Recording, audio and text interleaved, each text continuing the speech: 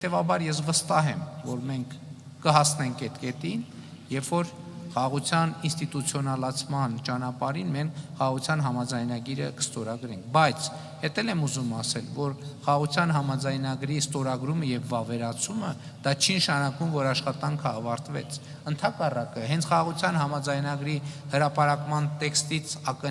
ակնհայտ է դառնում, որ հենց համաձայնագրի ստորագրումից հետո բազմաթիվ ուղղություններով մեզ պետք է լինի ստորագրել, համաձայնեցրել եւ ստորագրել նորանոր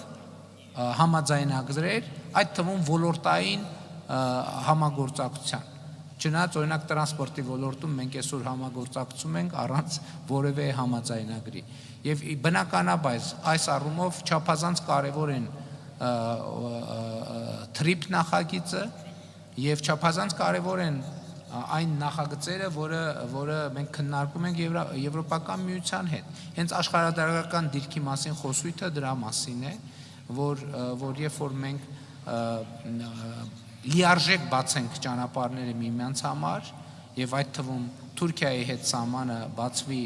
իսկ որ դա տեղի է ունենալու, ես ոչ մի րոպե չեմ կասկածում, դա ինձ համար շատ ակնհայտ է, դա նույնպես խաղաղության ինստիտուցիոնալացման շատ կարևոր քայլ է, ընդ որում մենք մեր ճանապարհները միմյանց տրամադրելու ենք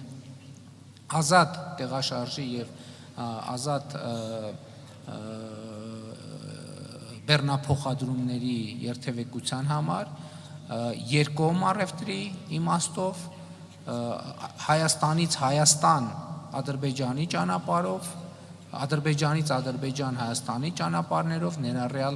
Ադրբեջանի հիմնական մասի եւ Նախճեվան ինքնավար հանրապետության միջև կապը, անխոչնդոտ կապը բոլոր դեպքերում հիմնված երկրների